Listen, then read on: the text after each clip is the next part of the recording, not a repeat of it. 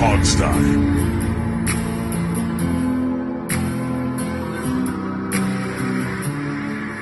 It was a hell of a day for Washington. We were, as fans, kind of reeling from the news that Sam Huff, legendary football player, legendary Washington Redskin, passed away fighting dementia for the past decade. But he was a part of Washington's culture as a football team here. But not just that, like he was part of the city and the region's, fabric of our culture here. So we're all reeling from that. But then we're facing the Super Bowl champions, Tampa Bay Buccaneers, and there's 10 minutes, 26 seconds left or 10 minutes and some odd other number of seconds left in the game. Washington has a 19-play drive, folks. I don't think I've ever seen a 19-play drive in Washington's history. They score. They win a 10-point game, something I've never seen before. They took a knee on the extra point. Steve, you've watched a lot of football. I have. I've watched a lot of football. Have you ever seen anybody take a knee on an extra point? Welcome to Hogstye, by the way. That's Alex. I'm Steve. Alex totally blew the intro to the I show did that intentionally. And I'm going to do stats here in a minute. But no, I have not ever, to my knowledge, ever seen anybody take a knee on an extra point like that. That was definitely a first. And in terms of that drive, the broadcast crew said that was the longest drive in the NFL this season, Right. And then the longest drive for Washington in the last 3 years. And they didn't really say if it was via plays or via time. I assume they were talking about time on that. So I don't know about the 19 plays. 19 plays is almost unheard of. It's a lot. Yeah. I'd have 10 minutes, 26 seconds, almost unheard of. I have a hard time believing that it's been only 3 years since that's happened. I didn't have time before we started broadcasting to figure that out, but maybe I might do that tonight if I have time to figure that out. Right. So, yeah, first of all, I want to play Hail to the Redskins here. We don't get to do it very often. All right. So we're going to play it right here. Ready? And 3, 2, 1. There you go. Very good. And I love here that. It is. So I'm adding it in right now. It's definitely worthwhile to do that. Right. Anyway, yeah, so amazing drive. And if you look at it, it was, I think, 13 of the 19 plays. I believe it was 13 plays to either a running back, Heineke keeping it, or a tight end. I didn't do that math, but all right. So did you like go through it and look? Yeah. Okay. I figured you did. No, I'm just making that up off the top of my head, Alex. Well, yeah, I know. The first 1, 2, 3, 4. I think the first 4 plays are all somebody from the backfield, right? They're all Heineke or J.D. McKissick there. So, that's pretty obvious right there. Then McLaurin, let's see, Carter. Does Carter count as a running play? Because that's an end around or whatever in your mind? No? Okay. No. Hell of a drive, if you want to repeat what I already said here. Yeah. Which apparently you do. So the first 3 plays, running back. Yep. Heineke scramble, wide receiver pass, wide receiver jet sweep. That was a DeAndre Carter play. Yep. And then running play, tight end, running play, Heineke scramble. Yep. Wide receiver, and then Gibson, wide receiver, and then 3 straight plays to Antonio Gibson for a touchdown. Yeah. So yeah, that's it. What's more amazing about this is they actually didn't run the ball that well this game, which seems amazing, but they really kind of didn't. No. The total numbers, their running plays were below average. Yeah, well, that was to be expected. So here's the numbers on this. So I really wanted to. Let's start with that. Okay, so Taylor Heineke was 26 of 32 for 256 yards, 1 touchdown, was sacked 5 times for 30 yards, and a quarterback rating of 110.4. But here's the interesting part. Antonio Gibson, 24 carries, 64 yards, 2.7 yards per attempt. Jarrett Patterson, 4 for 7, below 2. J.D. McKissick, 2 for 4. Taylor Heineke actually only had 3 scrambles for 15 yards. So as a team, that's 34 for 94 for 2.8 yards per attempt. However, if you take out the Heineke runs, that is an average of 2.5 yards carry by the running backs. So it actually was That's not about in line good. with what we sort of thought that the Right. Tampa Bay defense was going to do, because that's what they've done all year long. So, and here's the receiving stat. Let me knock this out. Receiving stats. Terry McLaurin was leading receiver, 6 for 59. DeAndre Carter, 3 for 56 plus the touchdown. J.D. McKissick, 4 for 35. Ricky Seals-Jones, 3 for 30. John Bates, 3 for 25. Dax Milne, 2 for 22. Antonio Gibson, 2 for 14. Cam Sims, 2 for 10. Adam Humphries, 1 for 5. And then Tampa Bay, Tom Terrific was 23 for 34, 220 yards, 2 touchdowns, 2 interceptions, quarterback rating of 80.5. Leonard Fournette was 11 for 47, 4.3 yards per attempt. The leading receiver was Mike Evans, 2 for 62 with 1 touchdown. Chris Godwin was 7 for 57. Leonard Fournette was 8 for 45, and Jalen Darden was 1 for 29. And it goes down from there. And then in terms of the interception, the Dax Milne had the one fumble that he lost. Yeah. The interceptions were Bobby McCain on what was essentially a gift by Tom Brady, and then William Jackson on the other one. And The super tip. yeah. Yeah. And then punting, Trustway was 2 for 89. So that's stats. But so as a team and throughout the game, they really didn't run the ball very well. No, they did not. I think what kept the entire game alive to me, and maybe this is their identity. Maybe this is the identity that we've been seeking, kind of hunting for. This short pass, screenplay, pass to the flats to the running backs. That seems to be what they do the best, along with the occasional Terry McLaurin wonder play. Maybe that's their identity. It certainly was in this game. I mean, that's been part of their identity for a while, is the fact that you have 2 good running backs who are their best feature is that they can catch the ball. So embrace that, because you don't have a legit 2 receiver threat. You have a good number 1, not a great number 1. We need to check ourselves. Terry McLaurin is good, not great. He's good. I think his talent is elite. I disagree with you totally. His quarterback play, he's had 2 problems. He's had the horrible quarterbacks, and like you just said, he's got nothing around him that draws attention. So I do think Terry McLaurin is an elite receiver. In what skill set is he elite? That would be my question. The dude runs routes better than anybody, and he knows how to create space better than almost anybody Washington's ever had here. And although he's had a couple drops this year, he's had very good hands up until recently. I think those 3 things he is elite in, and he suffers from terrible quarterbacks. Horrible quarterbacking. I would say put him on that another Pierre team, Garçon, he'd be an all-pro. Look, in terms, I think he's good at route running. I think he's got good hands. Pierre Garçon was better at both those things. I totally disagree with you. There's nobody well, better at you and route I can running disagree. I think Pierre Garçon was a better route runner and had better hands. I honestly think Terry McLaurin may be the best route runner in the NFL. He's incredible at route. I don't know if he's the best in the NFL now. I think he is. I'm comparing him to Pierre Garçon, and I think Pierre Garçon was a better route runner. But we can disagree. That's fine. Yeah. I mean, obviously, I don't agree with you. Yeah.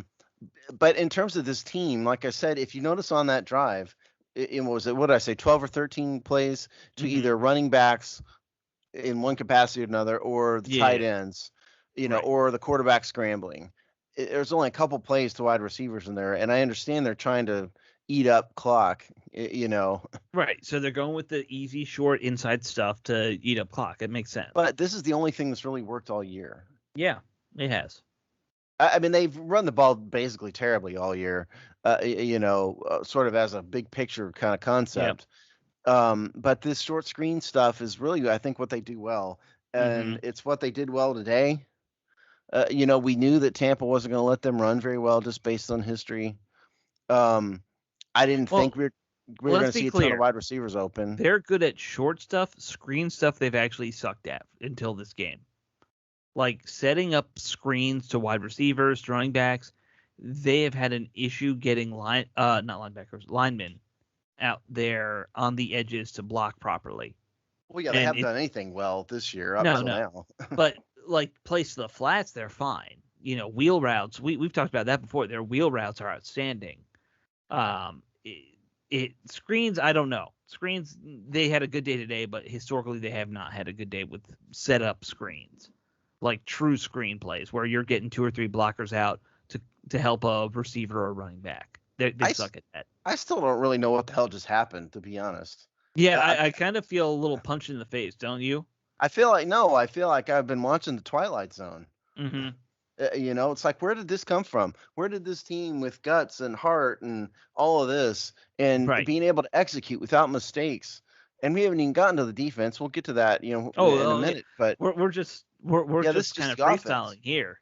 Right, this is just the offense here. I mean, the offensive line was decimated. Brandon Scherf was out for some portion of the game. Yeah. They were down all these guys on the line. Ricky Seals-Jones went down. Mm-hmm. They were down to John Bates, as the Right. as the tight end.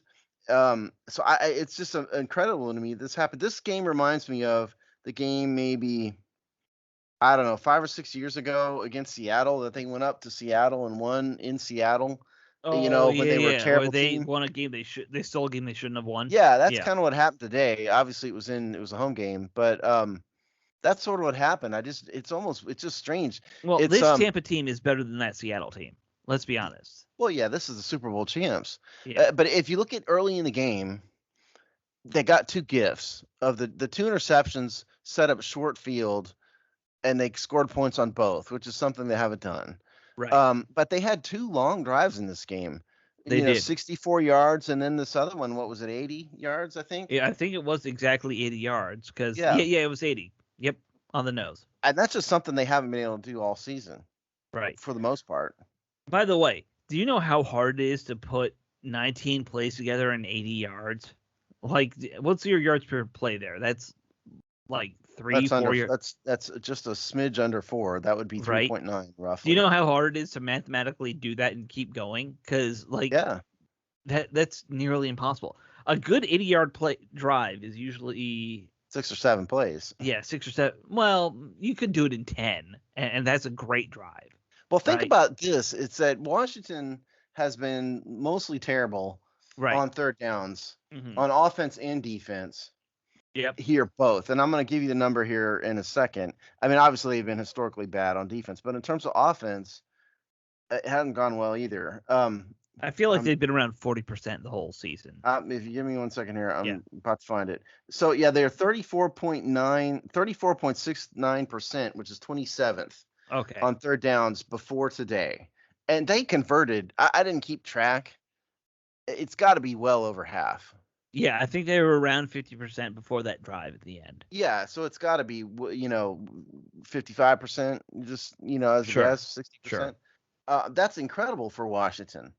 And that's, if you want to point to one reason why this team has been losing this year, it's really not Taylor Heineke, and it's really not the lack of pass rush. It's how bad they are on third downs on both offense and defense.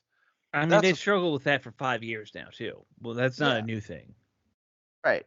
But today they were so much better. It's just incredible. And really, if you want to, that's really what won the game for them. They were able to extend the drives when it mattered and keep Tommy Brady off the field. Yeah. It was a hell of a game. I mean, do we want to keep talking about offense? There was one thing that we didn't mention at the start, and we need to talk about, Steve. Okay. And that is the passing of Sam Huff. Oh, yeah.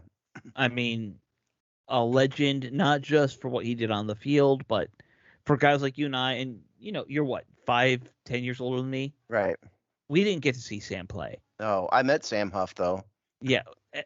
But for us and our fandom, Sam was the voice part of that trio of Sonny, Sam, and Frank for your childhood, right? Like, so that's a tough loss. Let me tell my Sam Huff story. Okay, you go ahead.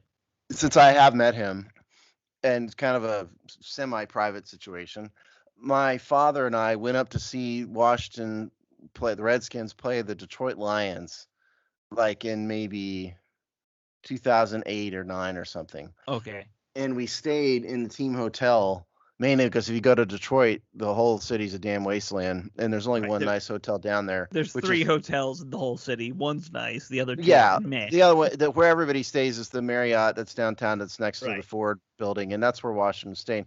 And I walked down in the lobby that night, and who was sitting there in the middle of the lobby by himself but Sam Huff. And I was like, oh my God, I can't not I hate to bother him, but he's just sitting there in the lobby for whatever reason. Mhm. I couldn't let it go, and so I had to go up and say hi to him. And I just said, "Listen, I'm sorry to bother you, but wanted to meet you. It's an honor and all of that." And he was very nice, and I didn't bother him too much. But and I don't like asking people for autographs and stuff. So, but he was super nice guy, and that was again when he was still the voice of the team. And he was still kind of not at That's the towards end the when end of yeah, his but he tenure, wasn't but when he really kind of wasn't there at the end. right, right. His dementia, I mean, it's been documented now that he had dementia about the last Right. 10 years of his life. Yeah. But he still hadn't quite gotten that point what He you're was talking with it about. when I met him. He was with it. So that's my Right. Sam Huff story. I'm glad I met him. He was a nice guy, and Mhm. my best wishes to his family. I Certainly. mean, it's a hard thing, and I know personally I've had multiple family members who've had dementia and Alzheimer's. It's the worst way to go. It's so hard on the family and on the person themselves. So, I hope for his family's sake that this kind of brings some peace.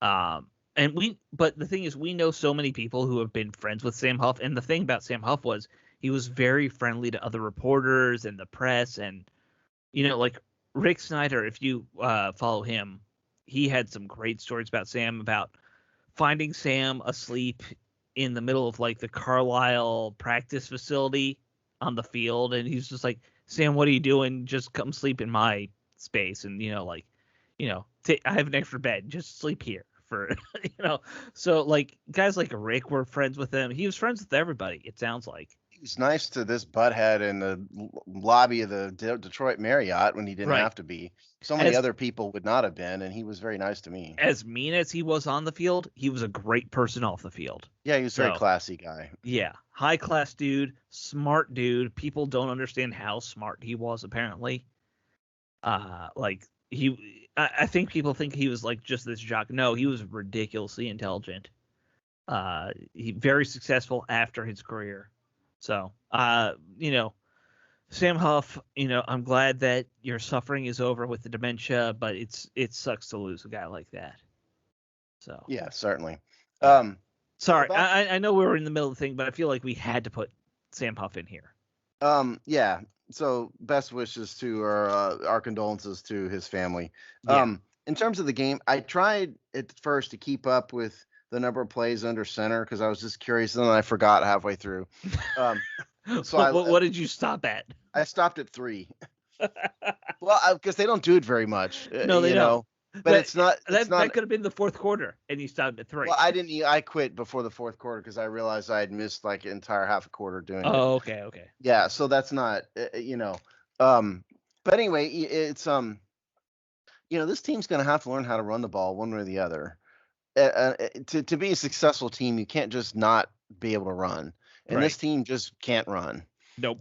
They just can't. They haven't all year. They haven't done it against good teams. They haven't done it against bad teams. They just can't run. And yes, part of it is they've had a million different combinations of offensive line and all that, and they've got young running backs. I get it, but at They some don't point have they're blocking tight ends or fullbacks or anything other than a lineman.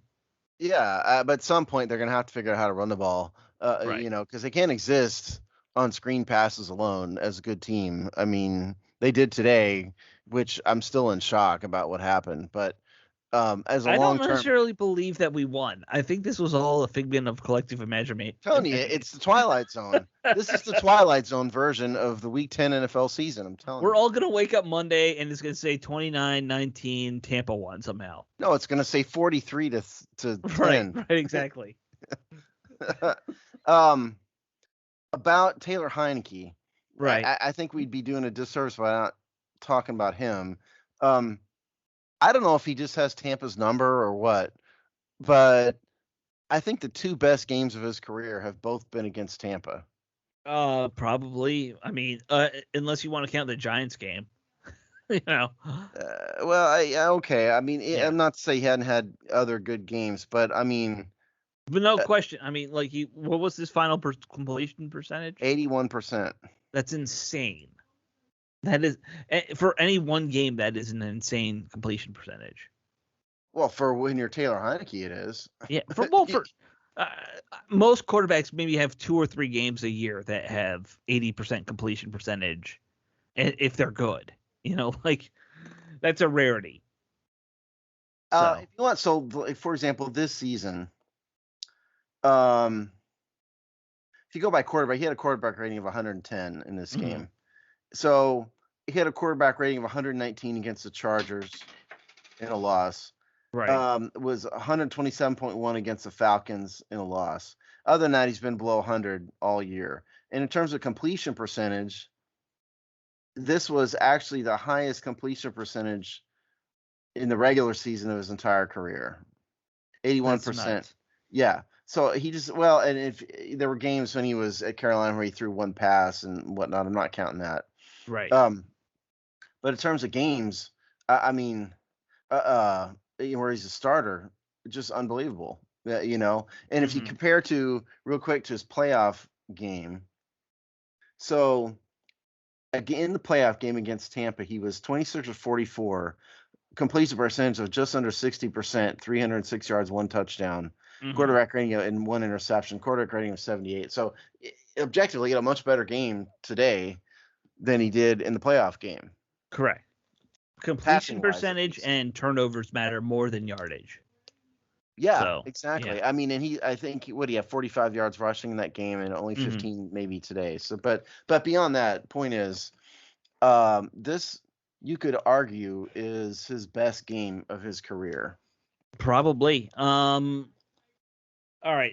We've talked a bit about the offense. We need to talk about the defense, though. Since we're already more than halfway through the show. The Chase Young injury is, of course, going to be a big thing. Because I did have to get on Twitter because I was curious to check, and the news that I saw, I violated my principles by checking Twitter, and it looked like they were saying ACL. That's what I'm hearing. Yeah. I mean, of course, I was on our Twitter feed, so I saw the same thing. It looks like an ACL, which means he's probably done for a year. Yeah, it means he might not be back until the end of next year. If it, right. Worst case, he's done for this year and next year. Best case, he's out this season till probably mid next season if it's a full ACL injury, and that's there's an ACL complete break and then there's a partial. There's a lot that we need to find out. Right. So I think certainly he's done for the year though. Yeah. And the way he was writhing around there, it doesn't look good. So that's one thing, because that means you're down to who is a defensive end now, because we don't have a lot there. No, but they were rotating guys in. James Smith Williams, Shaka Toney, those Hill, those 3 guys. I didn't see whether Bunmi Rotini got in there or not. I don't know his number offhand to tell you. Well, I could tell you that in here in a second. But if he did get in, he didn't have any stats. Right. Well, and I because I'm a guy where I see 95 and I'm like, all right, who's 95? And I figure that out. And that's Tool Hill. But by the way, if you need that, it's all on our website. Yes, you can look it up on our website. That's true. But Bunmi Rotini, I don't remember seeing him pop up anywhere. So. Okay, so Rotini is 57. Yeah. Oh no, I saw him get beat on a running play. That I remember. So he did get it, but he didn't have any stats. He got no tackles, no sacks, no quarterback hits. Right. And they only I saw him get bested. That's the only thing I remember. They only had 1 hit on Brady. They had no sacks and only 1 hit on Brady all day, which was Jonathan right? Allen. We had no sacks. No sacks. Because it felt like John Allen put Brady in the dirt a few times. No, he only hit him once. Okay. He got a lot of pressure on him. Right. Okay. And this is what I wanted to, I guess, point out in terms of defense. So they didn't touch Brady all day, basically. John Allen had the 1 hit, no sacks. But they had consistent pressure on them. And if you noticed, the Buccaneers were playing not a too dissimilar game from what Washington was doing. Mm-hmm. And they didn't go downfield a lot because Brady didn't have time to go downfield a lot. And in spite of our big fears, the secondary didn't have any major busts, Yeah. really. I mean, Kendall Fuller got beat one-on-one. It happens. But in terms of coverage busts that result in touchdowns, that Jackson didn't got beat happen. for a touchdown too, or I, a big play, not a touchdown. I mean, but players get beat. Yeah. My point is there's no huge coverage busts because that's the kind of thing that Tommy Brady picks apart, and he didn't do it, all day. So kudos to the defensive front. When I think it's ironic that maybe what I view as maybe their best game of the year, they were without their two starters. So I don't know what that means. I I don't know what that means either. Maybe I mean, I could hypothesize that maybe it's because you run this system-based offense, not player talent-based offense, and then you're bringing these guys in who they just need to know the system. They're not expected to be, raw talent, so they're going to play the system better. I don't know. It felt to me like they had at least two big busts by the secondary, but they weren't backbreakers like we've seen before. But there's a Uh, difference between getting beat and having a bust in the cut in the secondary. What we saw sure, early in the year we're complete busts. I where understand what you're coverage saying. mix up and bust. Like the Right, Kendall Fuller touchdown to Mike Evans, he got beat. He got beat. What can you say? right. Um, so I don't really count that as a bust so much as yeah, it was a negative play, but I'm talking about the we don't know where the hell we're supposed to be. Why is this receiver tight end totally wide open? That didn't really happen all day, which No, is no, no. amazing. They had two plays where they got beat, though. I think that's Yes. fair to say. Yes. Um, Overall, the linebackers played pretty well against what I consider a pretty good group of running backs. That was a big thing to me. Is it looked like Tampa's running game, which Tampa, I know they have Tom Brady, but the strength of this team is really they have some amazing running backs behind Brady that they can lean on if they need to. And what were their total rushing yards again? 53 yards, which is 4.1 yards per attempt. 53 yards is nothing though. Like They if you're haven't talking, been running all year though. I mean, this is yeah, sort of what they do. They're not terrible at running when they run, but it's Tom Brady. You let him pass, and so they're. I pointed out on the game preview that they've had fewer rushing attempts than any team in the league, right. and that proved true again this week. It was 34 attempts, passing attempts to 13 rushes, That's and absurd. that They need includes to one lean on Tom that Brady running game. scramble. What's Who that? who who does that kind of ratio? Tom Brady's teams do. I guess. They did it in the last like decade of Tom Brady's tenure in New England. That's what they did. Same thing. It's just Yeah. it's what he does. I was a bit surprised that the tight ends were total zero for Tampa. I mean, Cameron Brate is the tight end. He got the Hmm. touchdown, but other than that, I mean, OJ Howard was a total zero. I didn't see him on the field at all. It didn't feel like Gronk did anything. Yeah. Gronk was not there. Gronk didn't start. Oh, He that's was right. out. That's right. Yeah. I was Um, like, I didn't feel like Gronk did anything. Of course, he I wasn't think it's a there. totally Right. different game if Gronk is in there, to be honest. Yes. Yes. That's true. Maybe that's what the big difference is. Our linebackers played well because they didn't have to deal with Gronk. You I know. guess overall. I mean, again, I thought the quality of the front four today, the defensive line, caused Brady to go short a lot. I Mm-hmm. mean, yes, Chris Godwin had 8 attempts or eight targets, and but Evans only had 3, so that's only 11 out of 34 passes to their top 2 wide receivers on the field. That's only 11, and the Yeah. reason for that again, I think, is they got a ton of pressure on Brady. Even though they didn't get to him, they got a ton of pressure on him, especially John Allen. I mean, come on, Mhm. he was a beast out there again. No, John Allen's had a great year overall. He ought to be an All Pro. He probably won't be because it's Washington, but he ought to be an All Pro. Right, right. He's slowly building that resume. And I'll say, even though I was for keeping him, I was not expecting this from him. He Oh kind no, of, me neither. yeah. He's exceeded my expectations this season. I thought he was going to struggle a lot more this year. So I'm happy about it. I like seeing a guy who like grew up in this area succeed on the home team. So Oh, my absolutely. homerism there. Yeah, I don't I care where he's from, but yeah, I I know, mean, I for know. me, but yeah, of course. I mean that you know, what can you say? As a first round pick for the team too, you want to see that. Well, he's Not, a leader, mhm, he's really stepped up his game. To yeah, be honest, I mean, I kind of thought heading into the offseason that if his contract hadn't come up first, me personally, I might have given him up instead of Deron Payne if I had to give one of them up in like a trade right, or something. right. But I thought, Washington kind of had to keep him because his contract came up first. But based on this season, I mean, John Allen is the leader of that group by far. Oh yeah, no question. Chase Young would have you. I'm not high on Chase Young as high as some others. I mean, I admit that, but he's kind of he's been pretending a lot. And he's got a big mouth, but the guy who's been backing it up is Allen, not Young. Yeah, no question. I mean, I think what needs to happen is John Allen needs to have that captain thing on his jersey, and he needs to be the leader of that defense for a while until Yeah, Chase Young can grow up and mature a little. if he ever No, does. yeah, yeah. I mean, that's true. Some guys don't mature until they hit a 3-0 number on their age. I mean, listen, I mean, he's probably done, we're assuming, for the season now, but he only had 2 sacks in eight and a Yeah, half games. And yes, he got some pressure on quarterbacks and stuff. But when you're the number 2 overall draft pick, and you're looked at the way he's looked at, and he's not shied away from it at all, and you skip OTAs, to do commercials and stuff, you got to produce, man. And he just didn't produce this year.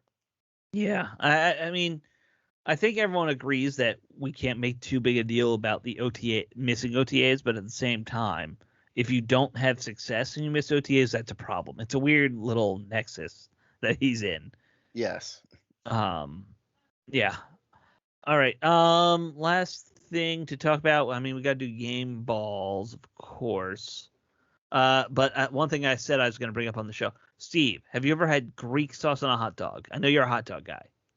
I Do you know what Greek Alex, sauce yeah, is? well, I mean, specifically, no, but the answer to your question is no, I haven't. But the only thing I really eat on hot dogs is cheese. Anything Okay. else is kind of a waste of a good hot dog, if you ask Okay, me. so Greek sauce is kind of like chili, but it's not spicy. It's a mustard and cumin based chili kind of You just thing. said the wrong thing for me. Okay, so no, so you wouldn't do it.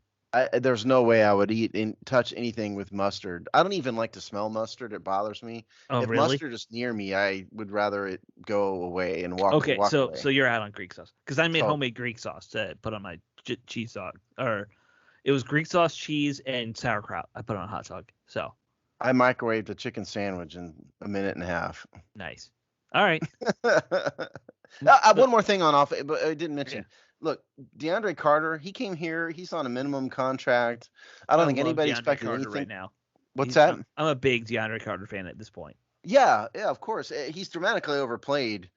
Any Hmm. expectation for him. He's been, if you notice, if you look at our game preview, all these stats are in here. Washington is pretty high up in the kick return. They aren't in punt returns, but Right. in kick returns, I'm going to tell you here real fast.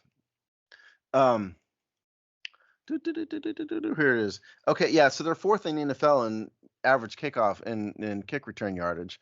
All this is DeAndre Carter, and he's had a bunch of impact plays on offense. It's Hmm. like this dude came from out of nowhere, really. And so hats off to DeAndre Carter for just being much more than we had the right to expect, I think. And he proved Oh, that again today. He had a great touchdown. Think about the Jay Gruden. That was a fade. Think about that. How often did we ever see a fade completed in the Jay Gruden era? Like never. well, and it was Jay's favorite play, and Kirk Cousins, bless his heart, he just didn't know how to throw a fade ball. I mean, that was part of it too. Um, let's be honest, that's just not in Kirk's repertoire. He doesn't know how to throw that. Um, all right, let's do game balls. Okay. Finish this thing up. Okay. Do you want to go first, or I'll I go could? first. Fine. I'll All go right, first. all right, I'm go going to ahead. give the offensive game ball to Taylor Heineke. Hmm. I think again, I think some other candidates would be DeAndre Carter. Terry McLaurin had a decent game. He had some tough catches in there. Terry coming back from what looked like he could have been out for the game type injury I for a was while. afraid, broken Yeah, collarbone or something. yeah. And I guess we'll find out later what his real injury is. But he did drop one when right through his hands. But overall, it was Heineke. No one else really excelled but him. And so I'm giving Heineke the game ball. Congrats. Again, maybe he just has Tampa's number. I don't know. Maybe Joe Sly. Joe Sly might get it. Be have a day too. But Uh, yeah, for yeah. whatever. Anyway, Taylor Heineke game ball. And I think the defense is a whole lot harder. It really is. Um, John Allen, I just got done singing John Allen's praises, but at the end of the day, he only had 2 tackles, Mm, and the quarterback hit. Cam Curl was the one that led the team in tackles. Um, but William Jackson had the interception, but he got beat once. McCain had an interception, didn't do anything else. So I think the defense is more kind of a team effort than anything. But if one person has to get the game ball, can't be Kendall Fuller. He got beat. Jamie Davis had a bunch of tackles, but I didn't see him make any impact plays. Cole Holcomb, no impact plays. I guess I got to give it to John Allen in spite of just the 2 tackles because it looked like he was, the key to the game was pressure on Brady, and mm. he was responsible for a whole lot of it. So John Allen and Taylor Heineke. I'll be honest. I gotta agree with both those. Those were the names I had written down. Uh, I'm actually more emphatic about John Allen. John Allen had a great game. He had an A+ game here. Sometimes the stat book doesn't bear out that for Yeah, defensive players. This is one of those times for a guy like Allen because he was in the backfield, he was getting pressure up the middle all game long. So John Allen, no question there on defense. And Heineke, he had statistically a good day. But when you have that 80% number, that's a rarity. That's special, and that means that you keep control of the ball. This team does not have that final drive without Taylor Heineke oh making a no, couple big plays. Um, and when I say big plays, I don't mean a 60-yard pass. I mean moving moving the chains for first down here and there. And he was key to a bunch of those. So Heineke and Allen, no question, they're getting the game balls here. yeah, Great I day for agree. both of them. And just to summarize the injury things, I know we sort of mentioned this here and there. Obviously, Chase Young, Yeah. McLaurin had the collarbone issue. He came back. We don't know what his deal is. Ricky Seals Jones did not come back. No, that's I right. didn't hear the broadcast crew say what his injury was, and I It didn't write wasn't anything. clear what happened. Yeah. Yeah, I didn't write anything down on it. And then Brandon Scherf went out and came back, and so we'll see. But those are the injuries for Yeah. Washington. Yeah. We'll need to keep an eye on all those, of course. Yeah, I mean, the Chase Young one, just expect the worst. He's going to be done for the year. he's done for the year. Yeah, Yeah. I'd be I, shocked if he came back this I year. hope I'm wrong, but we saw him on crutches after the fact in like sweatshirts. So that ain't good. Well, yeah, Anytime I a mean, guy's on again, crutches in a sweatshirt, if he's not good. got an ACL tear, even if it's a partial tear, I mean, what are the odds he's going to come back in 7 weeks from that? I mean, not good. Just box him up anyway. Like even if it best case scenario, just box him up. That would be what I'd say. Like you're not getting to the playoffs this year, so just be safe. I mean, yeah, I mean they're 3-6, so even if they won out, they'd be 10 or 11-6. I mean, what are the odds of that happening? Not good, obviously. So the Right. odds of playoffs are slim. Yeah, Right. Right. So be safe with Chase. Let him heal up and come back next year when you actually have a plan to how to use him. he's probably gonna have an MRI, I would assume tomorrow, and so we'll know more by our game preview, our Panthers game preview Right. show. Wednesday, we'll tell you Wednesday what's going on with him. Right. Yeah. All right, guys. Big win. I'm still kind of I'm in dumbfounded by this shock. win. We're Yeah. both kind of in shock over this. We no. I don't think anybody in DC expected Washington to take a 10-point win here. So No, I didn't.